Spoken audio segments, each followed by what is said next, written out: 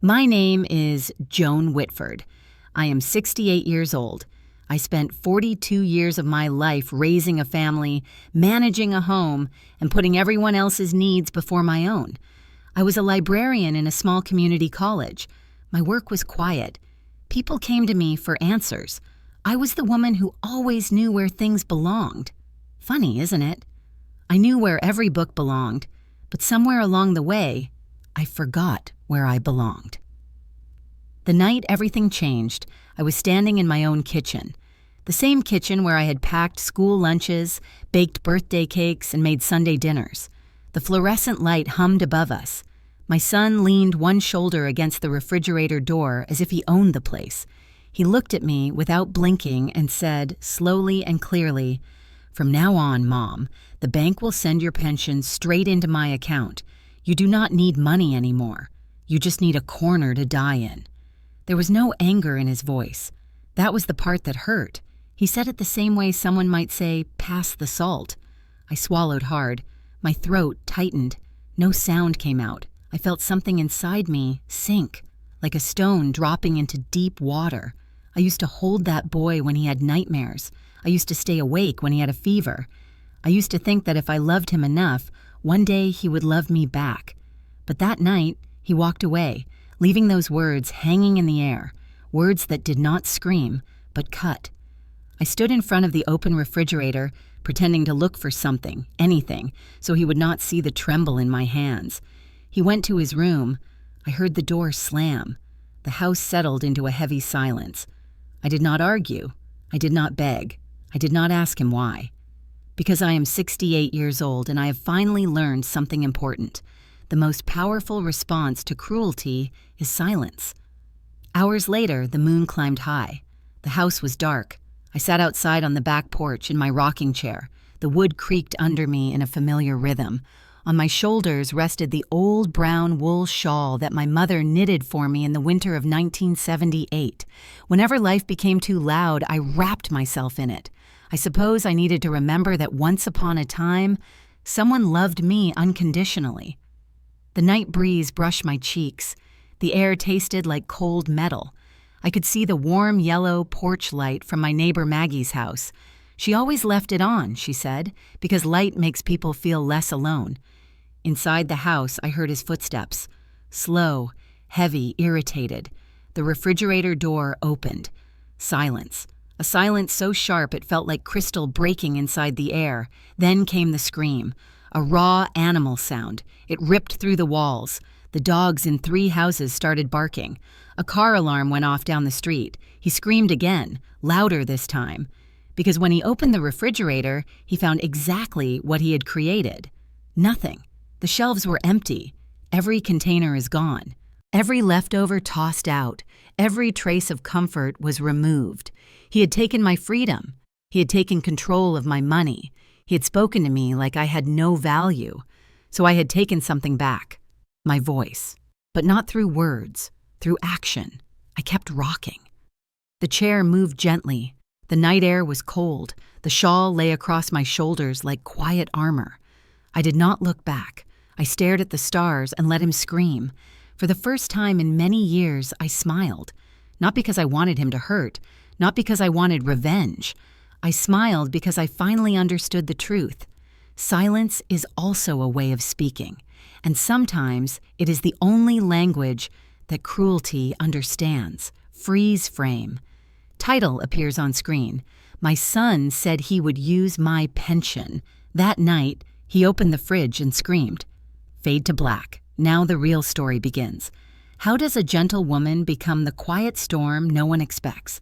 How does a mother learn to stop saving someone who refuses to save himself? How does a 68-year-old woman become her own rescue? Stay with me. Because what happened that night in the kitchen was only the ending of one chapter.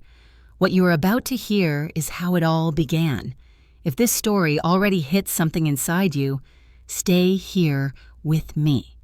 Like the video, subscribe to the channel, and turn on notifications so you will not miss the next chapter. Sometimes a story is not just a story. Sometimes it feels like your own. The day we buried William, the sky looked like a bruise that refused to heal. Heavy clouds pressed down on the small cemetery just outside of Cedar Falls. The air smelled of wet soil and lilies, the kind of smell that stays on your clothes long after you leave. I stood beside the coffin, my hands clasped together, trying to remember how to breathe. For 42 years, William and I had built a life inside a modest 2-story house with pale blue shutters and a yard he tended like a sacred garden. We argued about the color of the walls, about bills, about Evan's grades, but we always ended the night sitting on the same couch watching the evening news. That was our rhythm, predictable and ordinary, until his heart decided to stop on a Tuesday morning while he was trimming the hedge. Everyone at the funeral said the same things. "He was a good man, Joan. He worked hard. He's in a better place now." I nodded because that's what widows do. No one tells you how empty words can sound when the person they are meant to comfort is no longer inside you to receive them. Evan arrived late. He didn't call, didn't explain. He just appeared behind me halfway through the service, wearing a wrinkled shirt and sunglasses even though the sun had hidden itself behind the clouds. He stood there, hands in his pockets, shifting from one foot to another. When the pastor invited people to share memories, he stayed silent. After the final prayer, I watched him toss a single white rose into the grave without looking down. He murmured, "Mom, you don't have to think about anything. Just be here." Then he walked toward the parking lot before the dirt even hit the wood. That sentence stayed with me longer than the echo of the shovel. Just be here. Don't think. He used to say that when he was a teenager, too. Whenever I asked where he went at night, who he was with, what he planned for his future, he'd sigh, "Mom, stop thinking so much." Maybe he believed thinking was the problem, but thinking was the only thing that ever kept me safe.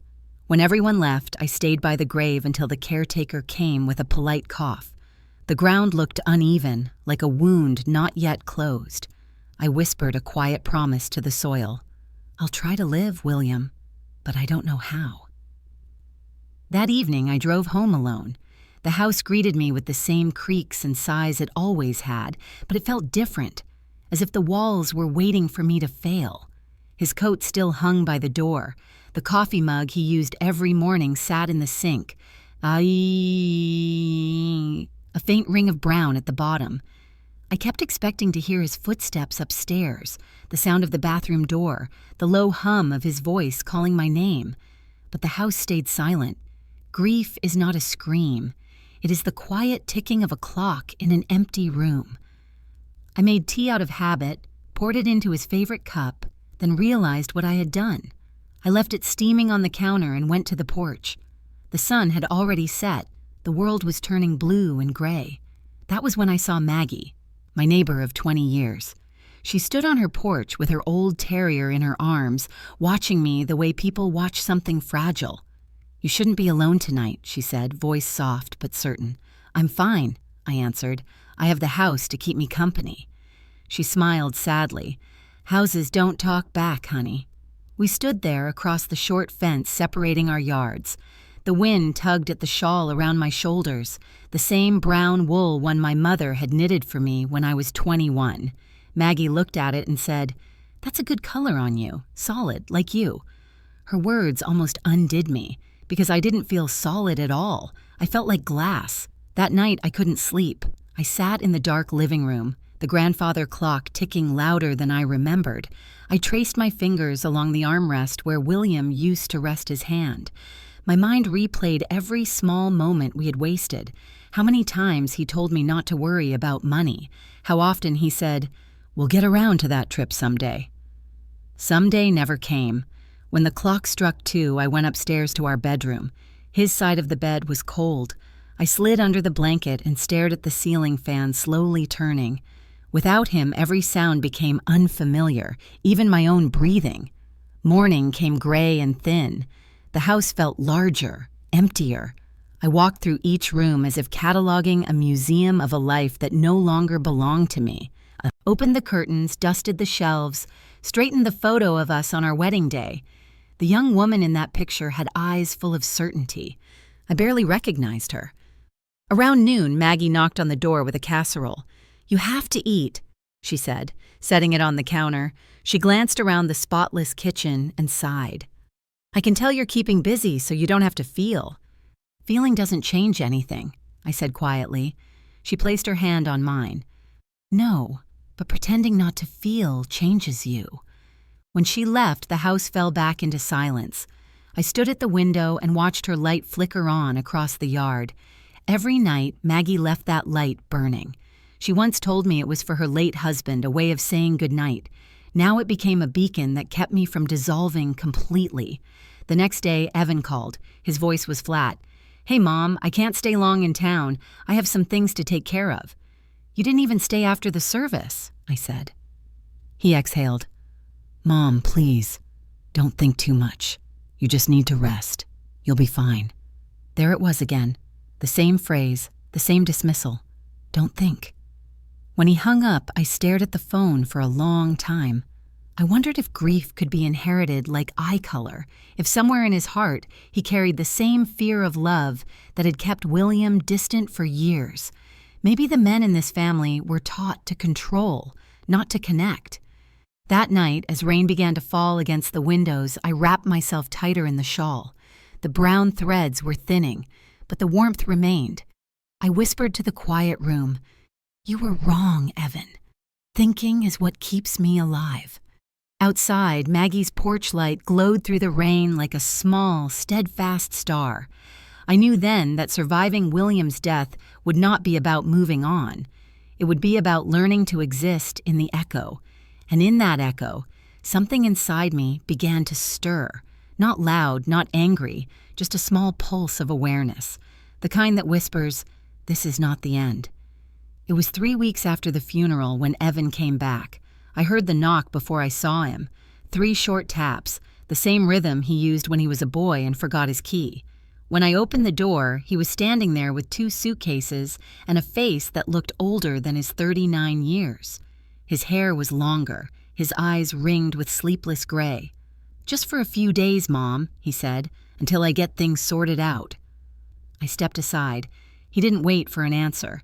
The wheels of his suitcase left faint streaks of mud on the hallway floor.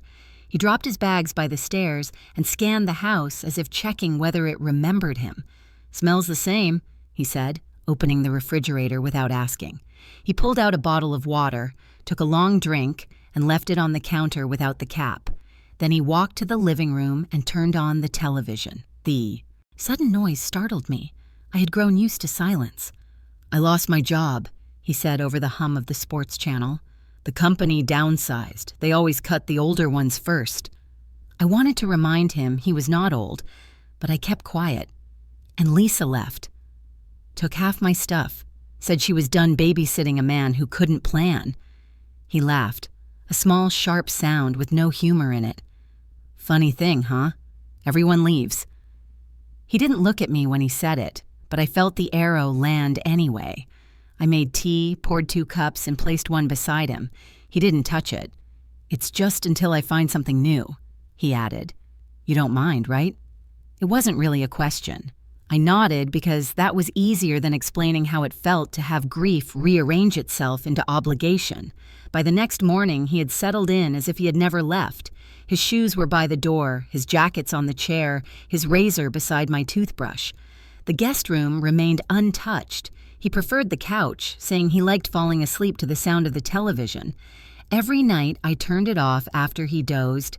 Every morning he turned it back on. He began talking about the world as if it owed him an apology. "They fired the wrong people," he said. "I was the only one who knew the system." Then he blamed Lisa, then the economy, then his father for not teaching him how to handle failure. I listened, because mothers are trained to listen. But there was a small part of me counting how many times he said "I" and never once said "we." He ate without asking what was for dinner. He used my car without telling me where he was going. When he returned, he would toss the keys on the counter and call out, "You should drive more, Mom. It's not good to stay home all day." It sounded like concern, but it felt like criticism. I found myself apologizing for things that didn't require apology. The empty milk carton, the slow Wi-Fi, the squeak of the front door. One afternoon, I found him in William's old office, sitting in the leather chair, scrolling through his phone. The desk drawer was open. Inside were unpaid bills and the life insurance documents I hadn't yet filed. "Just looking," he said when he noticed me. "You really should organize this stuff. Dad would hate the mess." I wanted to tell him to close the drawer, to leave that room alone, but my throat betrayed me. He closed it himself and patted my shoulder. "Relax, Mom. You think too much." That sentence had followed me through his childhood like a ghost. You think too much. Back then it sounded like rebellion. Now it felt like dismissal. Each time he said it, a small piece of me folded inward. At dinner that night, he told me about his plans. I might start consulting, maybe something online. People make a fortune doing that. He forked the food absently. "Of course, I'll need some time, maybe a bit of help until I get back on my feet." Nodded again. I had survived decades of subtle demands. I recognized the rhythm. Maggie stopped by a few days later with a basket of muffins. She found me in the garden pulling weeds that weren't there. "How's Evan?" she asked. I hesitated. "He's adjusting." She looked through the window and saw him stretched out on the couch, remote in hand, shoes on my coffee table. "Adjusting seems comfortable," she said gently. I smiled because she was right. That night, when he fell asleep, I sat in the kitchen with the lights off. The refrigerator hummed softly. I stared at his suitcases by the stairs. One was half open, clothes spilling out like the insides of a broken promise. I thought of the years William and I had worked to give him a stable life. Every overtime shift, every sacrifice. I used to believe love was the act of giving everything you have. Now I wondered if that belief was what kept me trapped. In the quiet, I could almost hear William's voice, steady, practical. "Joan, you can't keep saving him from his own choices." I folded my hands around my cup of tea and whispered back, "I don't know how to stop." The next morning, Evan was already on the porch, phone pressed to his ear, telling someone, "Yeah, I'm back home for now, taking care of Mom." The words hit me strangely. Taking care of me. I watched him from the window as he laughed at something on the call, using my porch as a stage for his new story. That evening, when I tried to watch the news, he changed the channel. "Too depressing," he said. "You should lighten up." I said nothing. He stretched out again, arms behind his head, and sighed contentedly. "It's nice being back," he murmured. "Feels like when I was a kid." I looked at him.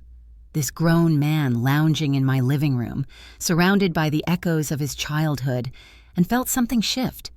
It wasn't anger, exactly, more like the slow realization of gravity. He had grown larger, louder, heavier, and I, somehow, had become small enough to fit into the spaces he didn't notice. Later, lying in bed, I thought of the sentence he had tossed at the funeral. "Mom, you just have to be here, don't think." Now I understand. To him, my existence was useful only when silent. But silence is not absence. It is an observation. It is the place where resolve begins to grow. That night, I closed my eyes and said to the darkness, "He has come home, but I don't think he knows what home means anymore." It started small, as these things always do. One afternoon, Evan came into the kitchen while I was folding laundry. He leaned against the counter, his voice light, casual. "Mom, can I borrow a little money? Just a bridge until I get that new job. I'll pay you back as soon as the first check comes in."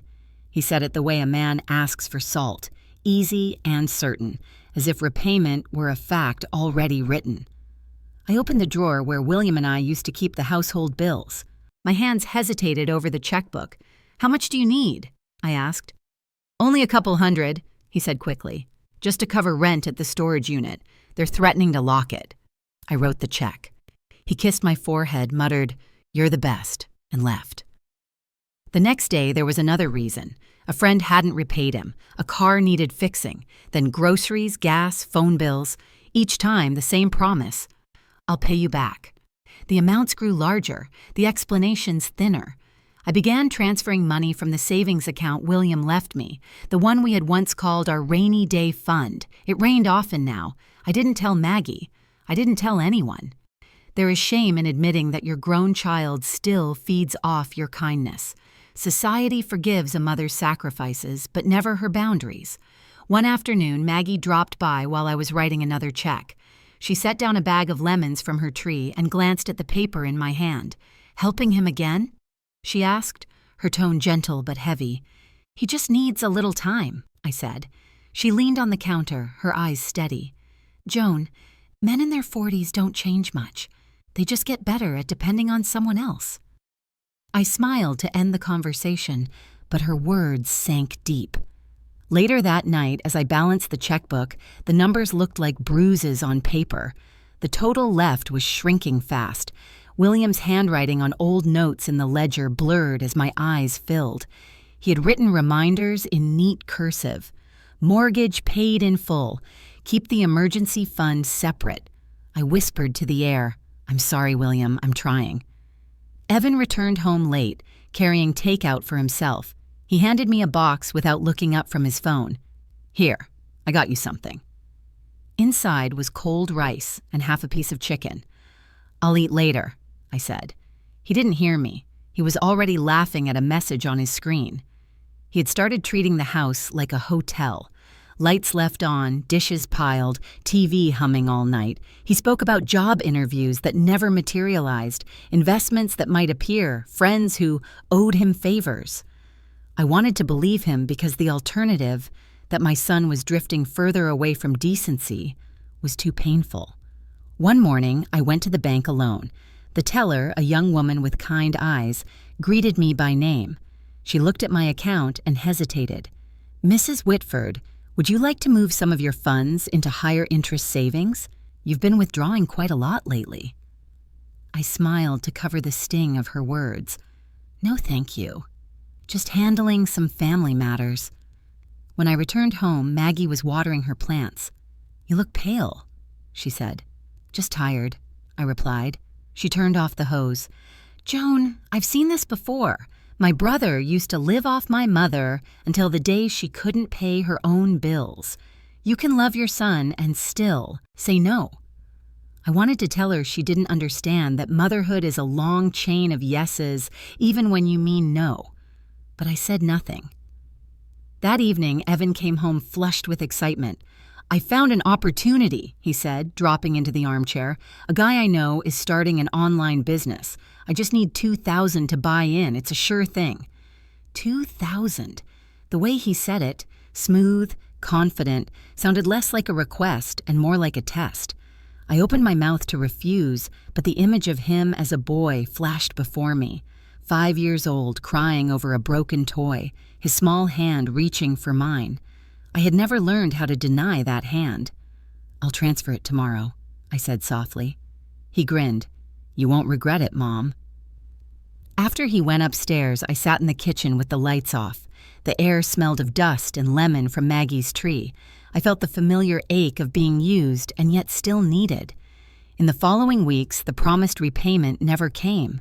Instead, there were new stories, delays, setbacks, misunderstandings. I stopped asking questions because each answer felt like another wound. The silence between us thickened until even the clink of my teacup felt intrusive. One morning, as I folded laundry, I found a crumpled receipt in his pocket. A luxury store, designer shoes. The price almost matched what I had given him.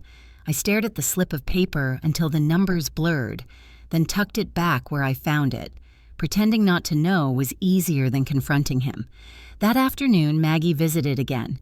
We sat on the porch, her dog asleep at her feet. "You look thinner," she said. "I'm fine," I replied. She handed me a small jar of honey. My late husband used to say sweetness keeps the bitterness away, but too much of it can rot you inside. Her words struck something raw. That night, I dreamed of William again, standing in the garden, calling my name, his face both kind and disappointed. When I woke, dawn was spilling pale light through the curtains.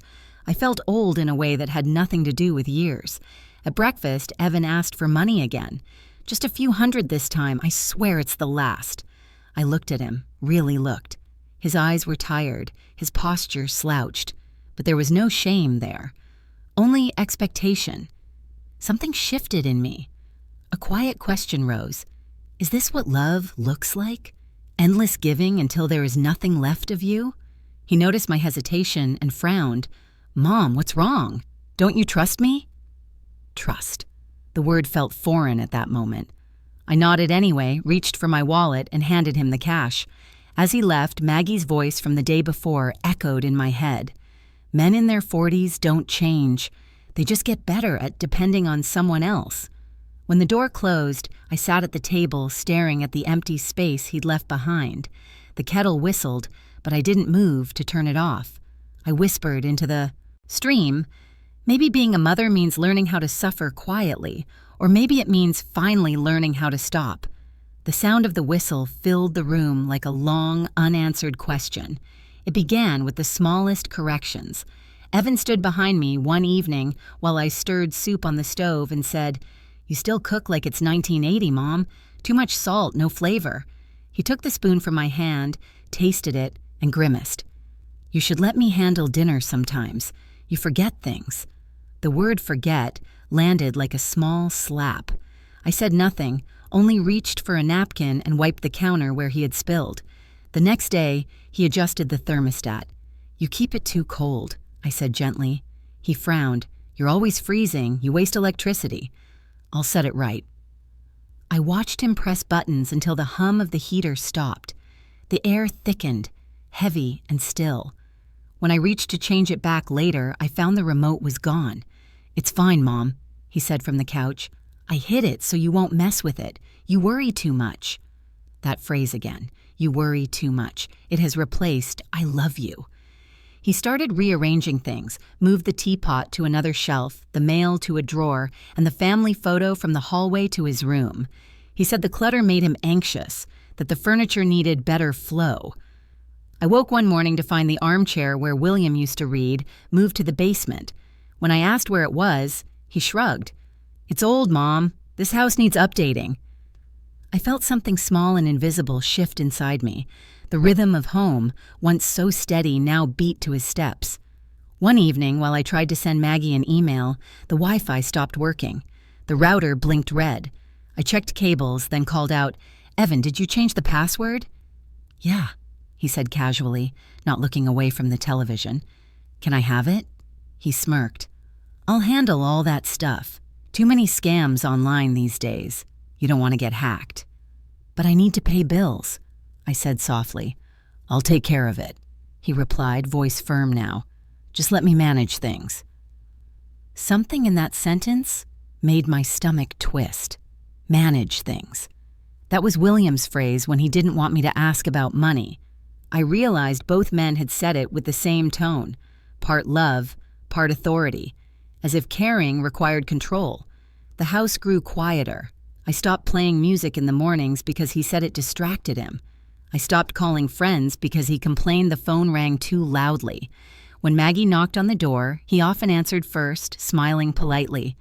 "Mom's resting," he'd say, though I was standing right there behind him. She noticed. One afternoon, she caught me outside by the fence, pruning roses that no longer bloomed. "You look tired," she said. "I'm fine," I replied. Her eyes narrowed. "He's taking over, isn't—" "Huh?" I tried to laugh. "He just wants to help." "Help or control?" she asked. "There's a difference." That night, I sat on the couch alone after he went out.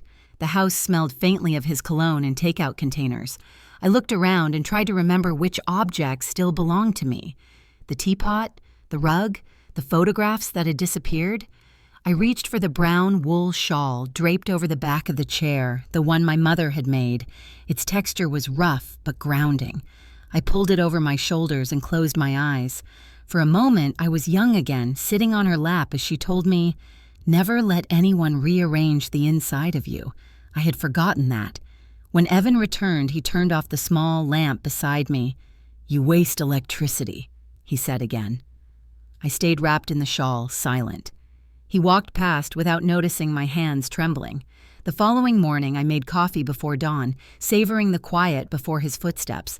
I thought about calling the bank to check my balance, but I hesitated. He had taken the online login for safety. My world was shrinking, room by room, password by password. At breakfast, he looked at the toast I made and said, "You should eat healthier. I'll do the grocery shopping from now on." He took the plate, scraped it into the trash, and poured cereal instead. I whispered, "When did I become a guest in my own house?" He didn't hear me. Maybe he never would. That evening, Maggie called from her porch. "Want to walk with me?" she asked. I almost said yes, but Evan appeared in the doorway. "It's late," he said. "You shouldn't wander at night. I'll lock up." When he closed the door, I felt the air leave my lungs. He locked the deadbolt. The click sounded final. Later in bed, I reached again for the shawl. My fingers traced each worn thread. It reminded me that I still existed beneath the silence, that not everything could be taken. The fabric smelled faintly of cedar and thyme. I pressed it against my face and breathed in the memory of freedom. Somewhere downstairs, Evan laughed at something on his phone. The sound rolled through the house like a tide I could not stop. I thought of Maggie's question, help or control, and realized I no longer knew the answer. The night stretched long. I lay awake, staring at the ceiling, counting the shadows moving across the walls. I told myself I could survive this. I had survived worse. Poverty, loss, grief. But survival felt different now. It wasn't about holding on to life. It was about holding on to myself. Before sleep claimed me, I whispered a promise into the dark. They can change the locks, the passwords, the temperature, but they will not change me. The shawl warmed my shoulders as if someone older and wiser had placed their hand there. The threads might have been fading, but the strength woven into them remained. In the morning, I would smile again, pour coffee, and let him think. He was in control. Because sometimes the only way to reclaim power is to let the other person believe you have none. And so the silence continued, not empty, but waiting. The morning he told me we were going to the bank, he said it like a kindness. "It will make things easier, Mom," he said, already pulling on his jacket. "You don't have to worry about bills or passwords anymore. I'll handle everything." His tone was bright, reassuring. The same tone doctors use before giving bad news. I sat at the kitchen table staring at the mug in my hands. The coffee had gone cold. I asked, "Why do we need to go now?" He smiled. "So your pension can come straight to my account. I mean, our account. It's just more convenient. You always forget to check your mail. This way, I'll make sure things get paid." There it was again, that word, forget. He said it so often I had started to wonder if maybe he was right. Maybe I was forgetting things, how to argue, how to resist, how to believe in my own judgment. He drove us there in my car. The radio played a talk show about finances, voices debating interest rates and inflation. He nodded along like he understood. I watched the landscape slide by, bare trees, small shops with faded signs, a sky the color of tin. At the bank, the smell of polished wood and air conditioning greeted us. Everything was bright, quiet, controlled. Evan spoke to the receptionist before I could open my mouth. "Appointment for my mother," he said, using the confident tone that made people believe he was capable. We were led to a glass office where a woman waited behind a desk. She wore a navy blazer and had silver hair neatly pinned. Her nameplate read, "Pauline Carter, Senior Legal Advisor." She smiled, but her eyes were sharp. "Mrs. Whitford, how can I help you today?" Evan answered before I could. "We're just updating her financial arrangements. She wants me to have access so I can help manage her pension and bills." Pauline's gaze shifted to me. "Is that correct, ma'am?" I nodded slowly. "Yes, it's just easier." She studied me for a long second. "All right," she said finally, sliding a stack of papers forward. "This is a power of attorney document. It gives your son the legal right to manage your finances. You can revoke it at any time, but it's important that you understand what it means." Evan leaned in, smiling. "It's fine. We've talked about it." Pauline didn't smile back. "Still, I'm required to make sure she understands." She turned to me. "Mrs. Whitford, once you sign, your son will have full access to your accounts. He'll be able to move funds, close or open accounts, make transactions, even sell property if necessary. Are you comfortable with that?" Her words sounded distant, like they were spoken underwater. I looked at Evan. He was watching me, eyebrows slightly raised. the corners of his mouth tightening. "Go ahead, Mom," he said softly. "It's just paperwork." I looked down at the pen she had placed in front of me, a simple black pen heavy in my hand. Pauline's voice came again, slower this time. "You don't have to sign today. You can take it home, think about it." Evan laughed lightly. "She's just overthinking, that's her thing." I smiled weakly. "It's fine. I trust him." The air in the room seemed to thicken. I could hear the faint click of a clock somewhere behind me, the buzz of a printer. Pauline folded her hands, watching me. There was something in her expression, concern, maybe even pity. "Are you sure, Mrs. Whitford?" That question hung in the air like a rope waiting to be chosen. I wanted to say no. I wanted to ask for time. But the habit of compliance is stronger than fear. I told myself it was temporary, just another small kindness, another yes to keep the peace. I signed. The sound of the pen on paper was slow, deliberate. Each stroke felt heavier than it should. Somewhere in my mind, a door closed. Evan exhaled in relief. "See, that wasn't so hard," he said, taking the papers from the desk as if they already belonged to him. Pauline nodded, but her eyes stayed on me. "If you ever change your mind, Mrs. Whitford, you can come back. My card's on the desk." She slid it forward gently. I slipped it into my purse without looking. As we left, she called after me quietly, "Take care of yourself." Outside, the light was too bright. The sky had cleared while we were inside, and I felt suddenly exposed. Evan whistled as he opened the car door. "Everything's going to run smoother now," he said. I nodded, but inside I felt something unravel. That night, I sat at the kitchen table again with my shawl around my shoulders. The ink from the pen had stained my fingers faintly blue. I rubbed them together as if I could erase the signature. The house was silent except for the hum of the refrigerator and the occasional creak of settling wood. Evan was upstairs, humming to himself. I tried to focus on the rhythm of my breathing, on the familiar weight of the shawl. My mother's voice came back to me from long ago. "Never sign anything you don't understand, Joni.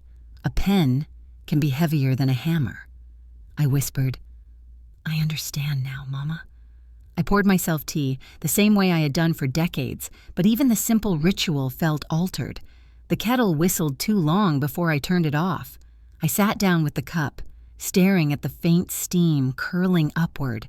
For years, I had believed that love was a form of surrender, that letting my son lead was a mother's duty. Now I saw that I had not surrendered out of love. I had surrendered out of habit. Upstairs, a door shut. His footsteps crossed the floor. I heard drawers opening, the sound of paper rustling. He was settling in, taking root. I pressed my palms to the table. The wood was cool under my skin. Somewhere deep inside, I felt the smallest flicker of awareness, the moment when loss becomes knowledge. That day at the bank had not been about convenience.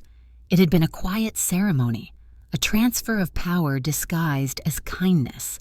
The pen had moved slowly across the paper, but its shadow would stretch far. The first month after I signed those papers, my pension didn't arrive, at least not in my account. I waited 3 days, then 5. I checked the mailbox, even called the pension office, but they said, "Mrs. Whitford, your payments have been redirected as per your new authorization. It's being deposited into your son's account now." My hand trembled as I held the phone. "Into my son's account?" "Yes, ma'am. That's what you signed for." I thanked her and hung up. The air in the kitchen felt thick, heavy with something I couldn't quite name. Evan came downstairs a few minutes later, whistling. "Everything's fine, Mom," he said. "The money went through just like we planned. I'll handle all the payments. You don't have to lift a finger anymore." He placed 4 crisp $100 bills on the table, spreading them out like cards. "Here's your allowance for the month," he said. Allowance. The word hit me like a blow. "Evan," I said carefully, "that's my pension." He smiled without looking up from his phone. "I know, but this way I can budget properly. We'll be more organized." Organized. Another word that meant control. I wanted to argue, but my throat closed. I took the money and folded it into my purse. Later, when I opened it again, I noticed he had slipped the bills into a small envelope marked Personal Expenses, Mom. Even my freedom now had a label. In the days that followed, the house changed again. He began doing all the grocery shopping, coming home with the cheapest items he could find. Rice in torn plastic bags, canned beans dented at the edges, fruit just shy of spoiling. When I asked for olives, he said, "That's a luxury, Mom. You don't need that kind of thing." Each word carved away a piece of me, small and invisible. I tried to reach out to Maggie one afternoon. I dialed her number from the kitchen phone, but the call never connected. Later, I found the phone cord unplugged. When I asked Evan, he shrugged. "I just moved it. You get too many spam calls. I'll answer them for you from now on." He started answering everything. When the mail arrived, he opened it first. When someone knocked, he went to the door before I could. "Mom's resting," he told them. "She's been a little forgetful lately. I need quiet." The first time I heard him say that, my heart stopped. Forgetful. Weak. He said it so gently that it sounded like concern, but it was erased. Maggie stopped visiting soon after.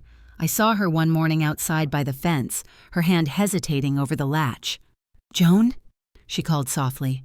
Before I could answer, Evan appeared behind me. "She's taking a nap," and said, smiling politely.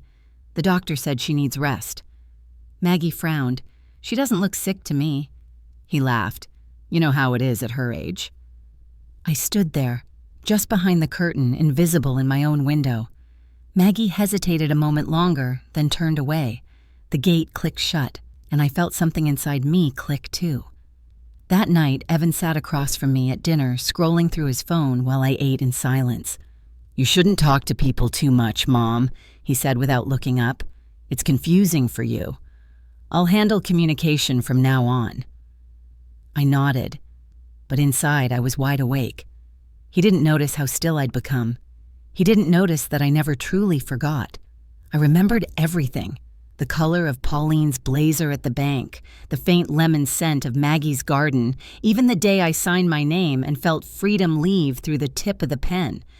He thought my silence meant weakness, but silence, when chosen, can be sharper than any word. Each night before bed, I would sit in the dark, the brown shawl around my shoulders, listening to the sounds of the house, the ticking clock, the faint hum of the fridge, his voice in the next room.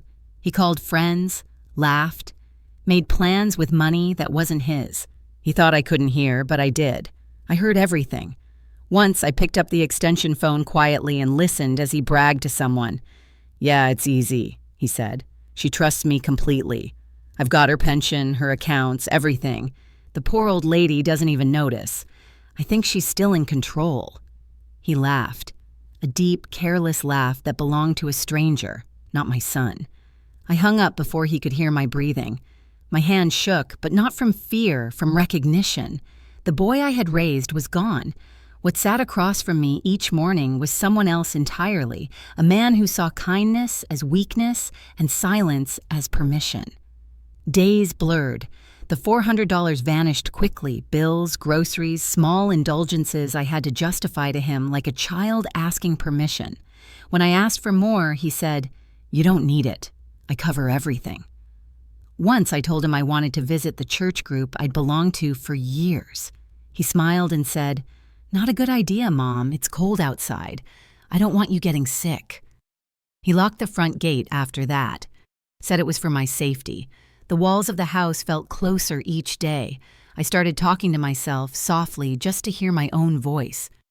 "You're not crazy, Joan," I whispered. "You remember? You always remember." One afternoon, while he was out, I found the folder from the bank in his drawer. Inside were printed statements showing transfers from my pension into his personal account. There were purchases, too, electronics, furniture, even payments to a construction company. My savings were disappearing one line at a time. I sat down, the papers trembling in my hands, and realized what I had truly signed away. Not just my money, my dignity. When I heard his car pull into the driveway, I quickly replaced everything and straightened my skirt. He came in humming, placed a bag on the counter, and said, "I bought you your favorite tea." It wasn't the one I liked. He didn't even know the difference. That night, I watched him eat dinner. He scrolled through his phone, oblivious to the woman sitting across from him. "You okay, Mom?" he asked absently. "I'm fine," I said.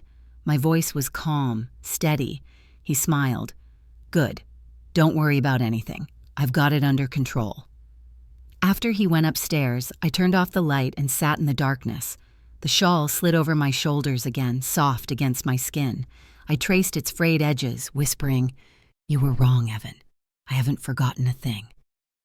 I closed my eyes, breathing in the quiet. The silence didn't surrender anymore. It was storage. Every word, every lie, every theft. I kept them all, neatly folded like letters waiting for their day to be opened. And that day was coming. One afternoon, when the house was quiet and Evan had gone out, I noticed his laptop open on the dining table. The screen glowed faintly, a spreadsheet full of numbers and emails.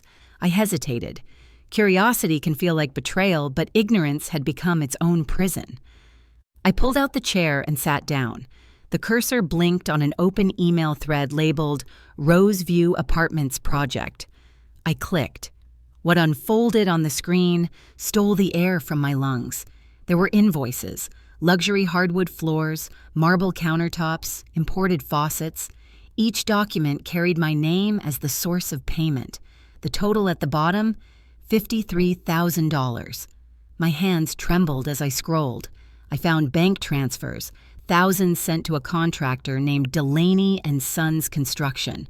Attached was a message from Evan. "Make sure the master bath has the gold fixtures. She likes elegance. It's my gift to her. She..." I stared at the word, trying to place the pronoun. Was it a girlfriend? A new woman I'd never met? Or was she the apartment itself? The shrine he was building with my money? Another email confirmed my fear. Title will be in my name. All furniture deliveries next week. A wave of nausea hit. My savings, William's savings, decades of scraped-together security, gone. For a long time I sat there, the house silent except for the soft hum of the refrigerator. The cursor blinked like a metronome counting the seconds of my disbelief. Then I whispered into the air, "So, that's what I am to you." I opened another folder labeled Expenses. Inside were receipts for electronics, designer suits, dinners at restaurants with names I couldn't pronounce. Each withdrawal matched the dates I'd received my so-called allowance. He had planned it perfectly. I was funding a life I wasn't allowed to live. I printed one invoice, my fingers cold on the keyboard. Paper slid out of the printer slowly, each line of ink an accusation. I folded it neatly and hid it in my sewing basket under old spools of thread. When I heard his car pull into the driveway, I quickly closed the laptop, placed it exactly where it had been, and went to the kitchen. By the time he walked in, humming and carrying takeout, I was rinsing dishes as if nothing had happened. "Hey, Mom," he said, setting the bag on the counter. "Got us dinner." I smiled faintly. "That's nice of you." He didn't notice the stiffness in my voice. He talked about his day, about a new project, about future investments. His words floated over me like static. I kept nodding, every sound he made etching deeper into the wall between us. That night, I couldn't sleep. I sat in my chair by the window, the brown shawl over my shoulders. Outside, the neighborhood was still. A street lamp flickered, casting soft halos of gold. The world looked peaceful, but inside me, something had cracked open.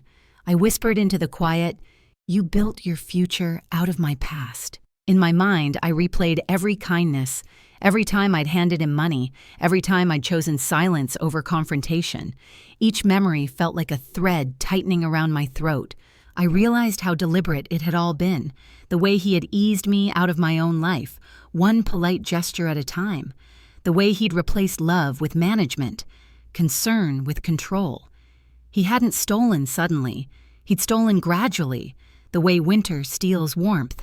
The next morning, I watched him leave for a meeting. His tone was cheerful, his tie perfectly knotted. I waited until his car disappeared down the street, then went back to the laptop. This time, I took photos of everything. The receipts, the contracts, the emails. My hands moved calmly, methodically. I didn't panic anymore. It was precision. When I was done, I sat back and exhaled. The truth lay before me, no longer hidden in polite lies. I made tea and brought the cup to my lips, though I didn't drink.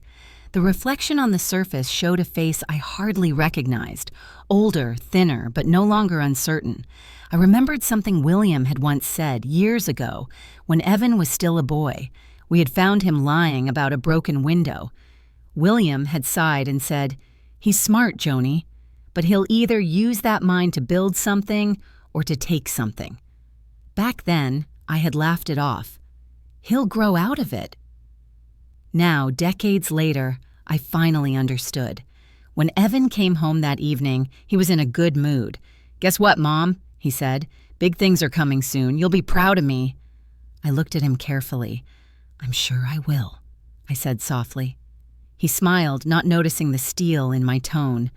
"I'm heading out again, later. Got some business to wrap up." I nodded. "Of course." After he left, I stood at the doorway, watching the taillights vanish into the dusk. The house was quiet again. I went to the sewing basket, pulled out the printed invoice, and unfolded it under the kitchen light. My name gleamed faintly in the corner beside his signature. I traced the ink with one finger and whispered, "Turns out I'm not a mother. I'm a funding source." Saying it aloud didn't break me. It clarified me. I folded the paper again, neatly, and slipped it into the pocket of my shawl. I didn't yet know what I would do, but I knew one thing for certain. This story wasn't ending with me as the victim. For the first time in months, I slept soundly. The truth, once revealed, can be cruel, but it can also be cleansing. And that night, in the silence of my reclaimed thoughts, I understood that the seed of doubt, once planted, could grow into something stronger than fear. It could grow into resolve. 2 days after I found the invoices, Maggie knocked at noon and did not bother with small talk. She stepped into my kitchen, set a steaming container of chicken soup on the counter, and lowered her voice. She said she knew a woman who could help. Her name was Pauline Carter, the silver-haired advisor from the bank. Maggie said Pauline had handled her sister's estate and did not scare easily. I felt my breath steady the moment I heard the name. I still had Pauline's card tucked into my purse like a quiet promise I'd been afraid to read. We met the next morning at a diner off Maple Street, the kind with red booths and coffee that tastes like memory. Pauline arrived in a gray suit and sturdy shoes, eyes warm but watchful. She listened without interrupting while I told her about the power of attorney, the redirected pension, the receipts, the apartment at Roseview. When I finished, she asked one question. Did I want my life back? I said yes before I realized I had spoken. Pauline nodded and slid a legal pad across the table. She drew 4 boxes in a row and titled them in block letters. Revoke authority, move the money, keep evidence, stay quiet. She tapped each box with her pen as if testing its strength. For the first step, she said we would visit the branch manager and sign a revocation. She would bring a notary and ensure that copies were sent by certified mail to every department that might claim ignorance. For the second, she recommended opening a new account across town at a credit union under my name only. No online access until we set unique credentials. The third step required patience, photographs, dates, and a notebook that never left my side. The 4th box is for you, Pauline said. Silence. No fights with him, no warnings. You will smile, cook, and collect. I stared at the steam rising from my coffee. Silence had been my prison. Could it also be my weapon? Pauline's voice softened. She said families confuse love with surrender. She said I had a right to boundaries and to safety. She handed me a simple flip phone with her number already saved and told me to keep it hidden in the sewing basket under the spools of thread. I felt the first small edge of safety return. That afternoon, we went to the bank together. Pauline wore the same gray suit and a calm that made space for my fear. The branch manager greeted us with professional warmth until he read the form Pauline placed on his desk. His smile faltered. She explained, in precise language, that I was revoking the power of attorney effective immediately. She requested a printed confirmation, a timestamp, and a notice to fraud prevention. The notary stamped each signature with a heavy seal. The sound echoed like a gavel. I felt my lungs expand for the first time in weeks. From there, we drove across town to the credit union behind the pharmacy. Pauline knew the manager by name and introduced me as a friend. We opened a new account with a small initial deposit from cash she had me withdraw that morning. She told me to memorize the number, then wrote it on a card and sealed it inside an envelope for the church safe until I chose a trusted contact. No online banking yet, she said. We changed my debit PIN, set a password only I would know, and requested paper statements mailed to a private post office box. Back at home, the choreography began. While Evan showered, I photographed statements spread on his desk. When he napped on the couch, I opened the laptop and forwarded key emails to a new account that Pauline created with me at the diner. I labeled each file with dates and amounts. I kept a notebook in the pocket of my shawl and wrote down what he said on the phone, the deliveries that arrived, even the nights he came home late smelling of new paint and champagne. The entries were short, factual, merciless in their simplicity. Pauline warned me that the most dangerous moment is when control begins to slip. She asked me to keep the routine unchanged, so I cooked his meals and let him complain that the meat was tough. I nodded when he said the house was too cold or too hot. When he handed me my allowance, I placed it in my purse and thanked him. I did not confront him about the apartment. I did not mention Roseview or gold fixtures. At night, I folded towels with careful hands and practiced the art of leaving quietly. Preparation became a kind of prayer. Maggie noticed the change before anyone else. She said my eyes looked clearer, like windows after a storm. I did not tell her everything, only that I was taking steps. She squeezed my arm and offered the church a safe box for my documents until things settled. That evening, using the small flip phone, I called Pauline from the back porch. Crickets sang in the shrubs. I reported what I had gathered, and she told me I was doing well. She reminded me to rest, to eat, to keep the shawl close. Strength needs a body to live in. In the third week, a delivery truck arrived with boxes addressed to Evan at the Roseview address. I signed with a steady hand and noted the time. He whistled when he saw them and said he might be gone. Late. I smiled and wished him luck. When his car left the driveway, I walked through each room of my house and touched the things that were still mine. The teapot, the photo of our wedding I had moved back to the hallway, the brown shawl. I was not running away. I was preparing a return to myself, one careful step at a time. I waited. The morning I returned to the bank, the sky was the same dull gray as the day I had first signed everything away. Yet it felt different now, lighter, sharper, almost expectant. I wore my brown shawl around my shoulders like armor, its weight familiar, grounding. Pauline met me outside, her folder pressed tight under her arm. She smiled, the kind of smile people use when they know something heavy is about to be lifted. Inside, the air conditioning hummed softly. The same receptionist greeted us, though she didn't recognize me at first. Maybe it was because I stood taller. Pauline placed the revocation documents on the counter and said clearly, "Mrs. Whitford is here to rescind all existing authorizations and powers of attorney." The receptionist blinked, then nodded quickly and led us toward the private office. As we walked, I could feel my pulse in my fingertips, steady and deliberate. I sat down across from the branch manager, a young man in a navy suit who looked both startled and cautious.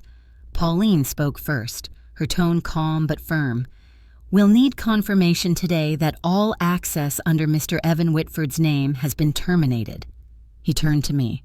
"Mrs. Whitford, do you understand what this means?" I looked at him directly. "Yes," I said. "It means I'm taking my life back." He nodded, typed something on his computer, then printed several forms. As he laid them out, I noticed my reflection in the glass wall beside us, smaller than I remembered, but unbroken. Pauline explained each section patiently. "This revokes every financial power your son held. Once signed, he won't be able to withdraw, transfer, or access your accounts." The pen felt lighter this time. My hand didn't shake. As I placed it on the paper, I rested my other hand on the edge of my shawl. The wool's texture scratched gently against my palm, a reminder of who I was before all of this began. Pauline's voice softened, but carried weight. "Your voice was taken from you," she said. "Today, we take it back." I pressed the pen down. The sound of ink sliding over paper filled the room like a quiet symphony, slow, deliberate, final. When the last signature was done, Pauline gathered the documents and handed them to the manager. "Effective immediately," she said. He nodded, stamped the forms, and offered me copies. For the first time in months, my name looked right again, alone, unshared, unclaimed. Pauline turned to me.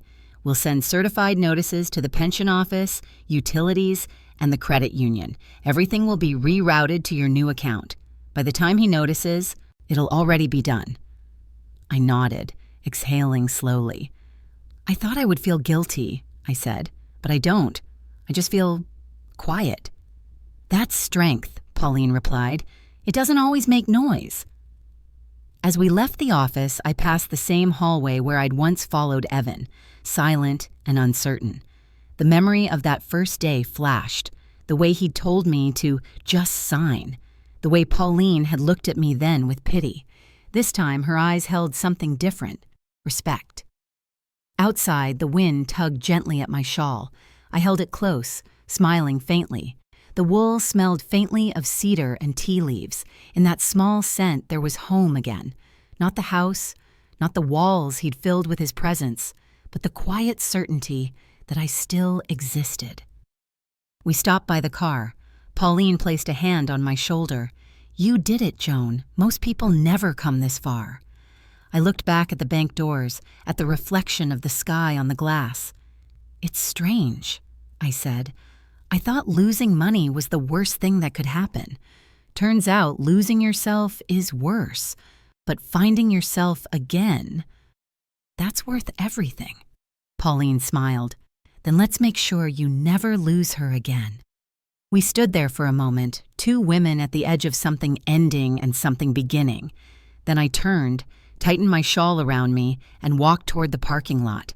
The world looked ordinary. Cars, pigeons, sunlight, but every sound seemed sharper. Each breath felt earned. When I slid into the passenger seat, Pauline started the engine but didn't move yet. She looked at me and said quietly, "This is how freedom sounds, Joan. It doesn't shout, it signs." I laughed softly. "Then I suppose I've been silent long enough." As we pulled away, the camera would have stayed in my hands, one still resting on that brown shawl, the other closing around the folder stamped "Revoked." The lens would linger there, steady before fading to black. The day began like any other, quiet and colorless. Evan left early, humming as he jingled my car keys. He said he had errands, his word for whatever it was he did with my money. I waited until his car disappeared down the street before moving. The silence in the house felt different that morning, not heavy anymore, but alert, like something holding its breath. I stood in the kitchen for a long while, staring at the refrigerator. It was full, too full. Boxes of takeout, imported cheeses, bottles of wine, fancy sauces he never used. All of it bought with the same card he'd taken from me, the same pension he said he was managing. My food had vanished from those shelves months ago. There were no apples, no tea, no simple butter for toast, only indulgence, untouched, gleaming. I opened the trash bin and began. One by one, I pulled everything out, each carton, each bottle, and dropped them into the black plastic bag. The sound of glass clinking against glass was strangely satisfying. The air filled with the scent of spoiled milk and garlic. I didn't flinch. I wiped the shelves clean, scrubbed the sticky spots until they gleamed. When I was done, the inside of the fridge shone white and empty, humming softly like a secret kept too long. I washed my hands, dried them on a towel, and took out a small notepad from the drawer. The pen felt lighter than it had the day I signed away my life. On the first sheet, in steady letters, I wrote, "From now on, whoever does not earn money does not eat." I signed it, the homeowner. The ink bled slightly into the paper, like veins spreading beneath skin. I taped the note to the inside of the fridge, closed the door gently, and stepped back. The kitchen smelled of bleach and quiet defiance. For the rest of the afternoon, I prepared the house. Not to flee, but to reclaim. I folded my documents into a neat folder: bank papers, receipts, photographs Pauline had printed for me as evidence. I placed them in my bag beside my shawl and a small envelope of cash from my new account. Every movement was deliberate. Every breath is measured. By the time Evan returned, the sky had gone the color of rust. His car door slammed, his footsteps heavy on the porch. I stayed in the living room, seated in William's old rocking chair. The sound of his key turning in the lock once felt like safety. Now it was only noise. "Hey, Mom," he called. "What's for dinner?" I said nothing. He went straight to the fridge, humming under his breath. The door opened, then silence. A beat later came the sound of the door slamming shut, followed by his voice, sharp, rising, disbelieving. "What the hell is this?" I heard the crinkle of the paper as he tore it from the door. "Mom!" His footsteps thundered toward me. "What's the meaning of this? Where's the food? What's wrong with you?" I looked up calmly. "I cleaned out the refrigerator." He stared at me as if I'd spoken another language. "You what?" "It was full of things I didn't buy," I said, "and things you didn't earn." He laughed, short and incredulous. "You're losing it. You can't just throw everything away. That's my food." "Bought with my pension," I said quietly. "My name, my work, my life." He froze. For the first time, the words seemed to reach him. He opened his mouth, but nothing came out. I stood slowly, the shawl sliding down my arms like a curtain drawing open. "From now on," I said, "whoever doesn't earn doesn't eat." His face twisted with disbelief. "You can't do that. I have access to—" "Not anymore." The color drained from his cheeks. "What are you talking about?" I let the silence answer him. It was a silence that filled the room, thick and powerful. He took a step closer. "You think you can outsmart me? I'll call the bank right now." "You should," I said. "Ask them who owns. The accounts now." He stopped moving. The realization settled over him like a cold wind. His confidence, so loud, so practiced, wavered. For a moment, I saw the little boy he used to be, the one who cried when he lost control of a toy car. But this wasn't a toy. This was his illusion of power slipping away. He turned toward the kitchen again, pacing. "You've been talking to someone," he said. "That lawyer woman, right? Maggie? You let them poison you against me?" "No," I said softly. "You did that yourself." He slammed his fist against the counter. "You can't survive without me." I smiled, faint but steady. "Then I guess we'll see who's been surviving who." For a moment, neither of us moved. Only the faint hum of the empty refrigerator filled the air. Then he grabbed his keys, muttering something under his breath, and stormed out. The door shook in its frame as it closed behind him. I walked to the kitchen, opened the refrigerator again, and looked at the bare shelves. The note was gone, but its message lingered in the air. Freedom doesn't always arrive with applause. Sometimes it comes as emptiness, a clean, white space waiting to be filled by something honest. I poured myself a cup of tea, the water still hot from earlier. The steam curled upward, soft and forgiving. Through the window, I saw the porch light flicker on as dusk settled. I sat in William's chair and let it creak gently beneath me. The brown shawl rested around my shoulders, warm against the cool night air. I thought about Pauline's words at the bank. Your voice was taken. Today, we took it back. And now, as the house stood silent, except for the rhythm of the rocking chair, I realized she'd been right. Taking back your voice isn't always about speaking. Sometimes it's about refusing to be spoken over ever again. When the headlights of Evan's car flashed briefly outside, I didn't turn my head. The engine started, then faded down the street. I rocked once more, slowly, and whispered into the stillness, "It's done." The camera would have lingered there, in the quiet kitchen, the open refrigerator, the faint hum of liberation, and in that sound, the power had changed hands. He came back the next morning like a storm. The front door slammed so hard the picture frames rattled. I didn't flinch. I was sitting at the kitchen table with a cup of tea. The brown shawl draped over my shoulders. Evan's voice cracked through the air before he even reached me. "What did you do, Mom? You think you can humiliate me like that? The bank froze everything. My cards, my accounts, everything's locked. I looked up, my voice calm. Then maybe it's time you learn how to live on your own means. He stared at me, disbelief burning behind his eyes. You're insane. After everything I've done for you, this is how you repay me. I set down the cup gently. You didn't do it for me. You did it to me. For a moment, he just breathed hard, pacing in circles, his anger swelling and collapsing in waves. You think this house runs on nothing? Who do you think handles the bills? You're not capable of— I'm capable enough to have already changed the locks, I interrupted softly. His face froze, as if the sentence itself were a slap. I don't understand you, he said, his voice lower now, almost pleading. You're my mother. I'm your son. Yes, I said, and for 40 years I carried that title like a duty. But motherhood isn't servitude, Evan. It ends when the child becomes a man, and a man earns his own keep. He laughed then, bitter and hollow. You're really throwing me out? I reached into the folder Pauline had prepared and slid a single envelope across the table. You have 48 hours to leave. This was drafted by my attorney. If you're still here after that, law enforcement will handle it. He didn't touch the envelope. You wouldn't. I already have. For a long moment, neither of us spoke. His breathing was ragged. The kettle began to whistle softly, a sound that felt almost absurdly peaceful against his fury. He slammed his hand on the table. You're choosing strangers over your own blood. No, I said. I'm choosing peace over exhaustion. He stared at me, searching my face for weakness, but I didn't look away.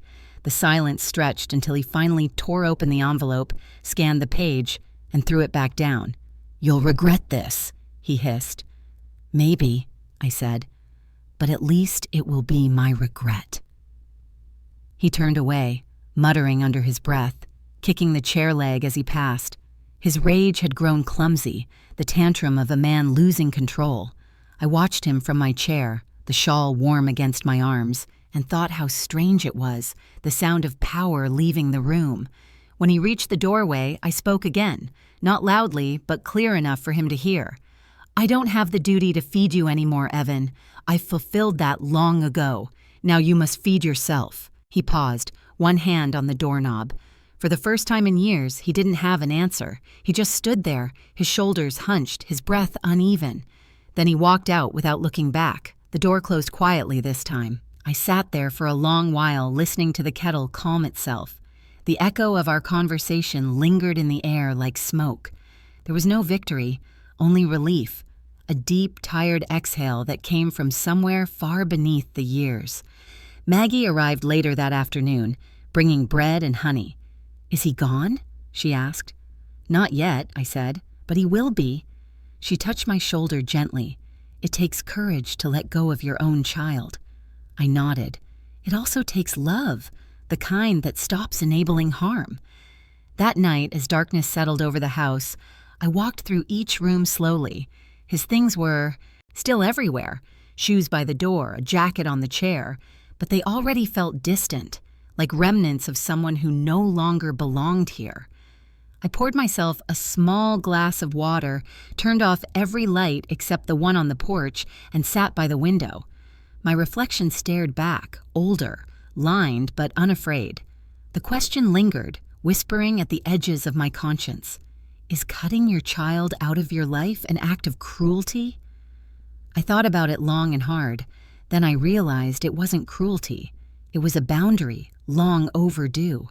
Cruelty had been letting him consume me piece by piece. Mercy was finally stopping him. Outside, the porch light glowed against the darkness, steady and unwavering. I wrapped the shawl tighter and whispered into the stillness, I don't hate you, Evan. I just won't feed what destroys us anymore. And in that sentence, everything that needed to end, ended. The house felt different after he left. Lighter somehow, though the silence lingered like dust in the corners. I spent the first few days opening windows, letting the wind move through every room. It carried away the stale scent of anger and replaced it with air that smelled faintly of rain. Pauline had suggested I rent the spare room. Not for the money, she'd said, but for company. For life. At first, I resisted. The idea of sharing my home with a stranger made me uneasy. But one afternoon, I found myself posting a small notice on the community board at the library. Room for rent, quiet home, garden, near hospital. A week later, a young woman knocked on my door. Her name was Clara Benson, 23, studying to be a nurse at the county college. She had freckles like soft constellations and eyes that smiled even before her mouth did. She carried only 2 suitcases and a potted rosemary plant. "Is it okay if I keep this by the kitchen window?" she asked, holding the plant like a friend. "Of course," I said. "The light's good there." That evening, as she unpacked, the house began to sound alive again, drawers opening, soft footsteps on the stairs, the faint hum of her music from behind the door. For the first time in months, I wasn't afraid of the sounds around me. They belonged. The next morning, I woke to the smell of coffee. Real coffee. Clara stood in the kitchen wearing her scrubs, humming as she poured 2 cups. "You like it with milk, right?" she asked. I blinked, startled. "How did you know?" She smiled. "It just seemed right." We sat at the table together. She talked about her classes, the long nights at the hospital, the patients who reminded her of her grandmother. I listened, half to her words, half to the music of her presence. There was something healing in the way she filled space without taking it. A few weeks passed like that, small routines, quiet companionship. Clara would leave early, return late, sometimes collapsing on the couch with her textbooks. I'd make soup or tea, and she'd thank me every single time, as if kindness were something rare. One evening, she found me in the garden trimming the rose bushes. "They're beautiful," she said. "They used to be William's," I replied. "He said roses forgive neglect better than people do." Clara smiled. "Then they must love you a lot." Her words caught me off guard. I looked at her, this young woman with her hopeful face, and realized how long it had been since anyone had spoken to me with genuine warmth. Later that night, she knocked on my door holding a plate of cookies. "They're a little burnt," she said sheepishly, "but edible." I laughed, a small, honest laugh I hadn't heard from myself in years. We ate them together in the living room while rain tapped against the windows. Clara talked about her mother, who had passed away when she was 16, and how she'd learned to cook from YouTube videos and trial by fire. When she finished, she said quietly, "You remind me of her, you know. Calm but strong." I felt my throat tighten. "No one's called me strong in a long time." "Well," she said, "they should have." That night, after she went upstairs, I sat alone with my tea, thinking about what she'd said. Calm but strong. I'd spent years mistaking quiet for weakness, endurance for invisibility.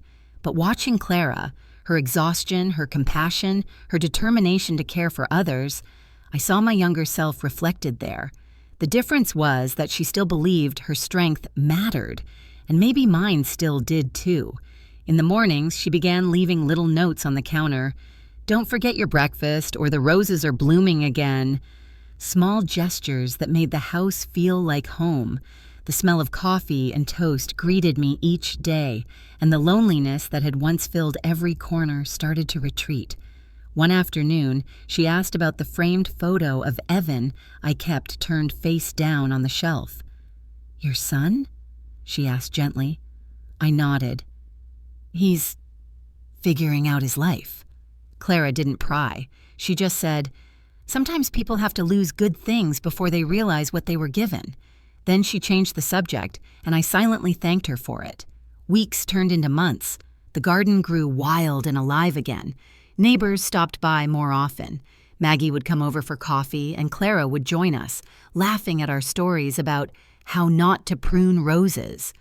It wasn't the life I had before, but maybe it was better, cleaner, truer. One evening, Clara came home late, exhausted from her shift, and found me dozing in the armchair. She covered me with a blanket and whispered, "You're safe now, Mrs. Whitford." I pretended to still be asleep, but tears slipped quietly down my cheek. The next morning when I woke, sunlight spilled across the kitchen. The rosemary plant sat on the windowsill, and the smell of coffee drifted through the air. I poured myself a cup and looked around the room. At the clean counters, the laughter that still seemed to linger in the walls, the small signs of life returning. For the first time in years, I didn't feel like a ghost in my own house. I felt present.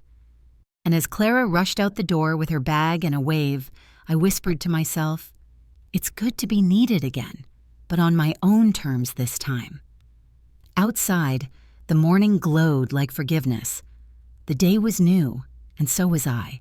The community center smelled faintly of eucalyptus and wooden floors polished by years of footsteps. The class was small, 7 women and 2 men, all around my age, though each carried their years differently. Some had stiff shoulders, others gentle tremors in their hands. I had both. The instructor, a soft-spoken woman named Helen, greeted us with a smile. "Welcome to Senior Flow," she said. "We're not here to stretch the body, we're here to make peace with it." I liked that. Peace had been missing from my life for too long. When we began, my movements were hesitant, my knees protested, my balance wavered. But as the minutes passed, something subtle shifted. The air felt warmer, lighter. I inhaled slowly, arms rising, and for the first time in years, I didn't feel the weight of someone else's expectations pressing on my spine. After class, Helen offered herbal tea to everyone. Maggie appeared at the doorway, waving a little too enthusiastically. She had been the one to convince me to join, claiming no one should grow strong alone. She handed me a bottle of water and grinned. "You did it, Joni. You didn't fall even once." "I nearly did," I said, laughing. "Twice." She laughed too, the sound easy and bright. Then she placed her hand on my shoulder. "You know," she said, her eyes soft, "you're not growing old, Joan. You're coming back." The words landed deep. For so long, aging had felt like disappearing. But maybe it didn't disappear at all. Maybe it was a quiet return to oneself, after the noise, after the loss, after the long labor of loving the wrong way. On the drive home, sunlight poured through the windshield. Clara had texted, "Made soup for dinner. Don't eat before you get back." I smiled. There was something comforting about being cared for by someone who owed you nothing. It was the purest kind of love, unattached, unearned, simple. When I arrived, the house smelled of thyme and garlic. Clara was stirring a pot, her hair tied up in a messy bun. "Hey, yoga master," she teased. "How was class?" "I survived," I said. "That's the spirit." She ladled soup into 2 bowls and sat across from me. We ate quietly for a while.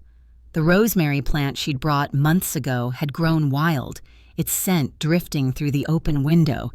At one point she said, "You seem lighter lately." I looked up. "Do I?" "Yeah, like you finally put something down." I thought for a moment, then nodded. Maybe I did. Maybe I finally stopped carrying someone else's silence. She smiled but didn't pry. That's what I liked most about her. Her kindness had boundaries. She knew when to stay and when to give space. Later that week, I began waking up early again. I'd sit on the porch with my tea and watch the lights stretch across the garden. The world was slower, but in the best way. I noticed small things again. The rustle of the oak leaves, the gentle click of the neighbor's gate, the sound of Clara humming as she got ready for work. Maggie joined me one morning, bringing scones. "How does it feel?" she asked. "What?" "To have your house back, your life back." I thought about it. "Strange," I said. "Like wearing an old dress that still fits, but differently." She nodded knowingly. "You deserve this, Joan." I smiled. "Maybe. For a while, I thought I didn't deserve peace. Now I think everyone does. Some of us just have to earn it later." That afternoon, I found an old box in the attic filled with William's things. Letters, postcards, the watch he used to wear every Sunday. At the bottom was a faded photograph of Evan as a child, sitting on his father's shoulders, laughing into the sun. I held it for a long time, tracing their faces with my fingers. I didn't feel anger anymore, just a slow, steady sadness that no longer burned. I placed the photo back in the box and whispered, "Be well, wherever you are." It wasn't forgiveness, not exactly. It was released. The next day, Helen invited me to stay after yoga for meditation. She dimmed the lights and played soft instrumental music. "Focus on what remains," she said, "not what's gone." I closed my eyes. Images floated through my mind. Clara laughing in the kitchen, Maggie's warm hand on my shoulder, Pauline's firm voice at the bank, the white hum of the empty fridge, and then, softer still, William's voice, distant but steady. "Keep breathing, Joni. You've made it through."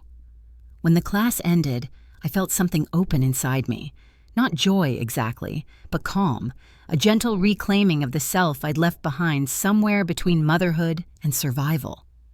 That evening, I sat on the porch again, the brown shawl wrapped around me. The air smelled of jasmine. Clara had gone to study at the library, Maggie was at her daughter's, and the house was quiet. I rocked slowly on the chair, the wood creaking with the rhythm of memory. The stars were beginning to appear, faint and uncertain, like shy promises. I thought about the journey, the years of giving, the years of silence, the small acts that had built my freedom, a signature revoked, a refrigerator emptied, a boundary drawn. I had once believed power came from raising your voice. Now I knew it could also come from lowering it, from standing still until the noise around you collapsed. I whispered to myself, "Silence is also a way of speaking." The wind moved through the trees, soft as agreement. Inside, the clock chimed 8. I could hear the faint hum of the refrigerator, clean, quiet, mine. The world had settled into its rightful balance again. I looked up at the night sky and felt no bitterness, no regret, only gratitude for the lessons, for the women who stood beside me, for the second chance to live on my own terms. Somewhere deep in the dark, I hoped Evan would find his way too. Not back to me, but back to himself. The porch light flickered, steadying, then glowed. I smiled. If this were a story, and perhaps it is, I suppose this is where I'd say, the end. But life, I've learned, doesn't end at freedom. It begins there.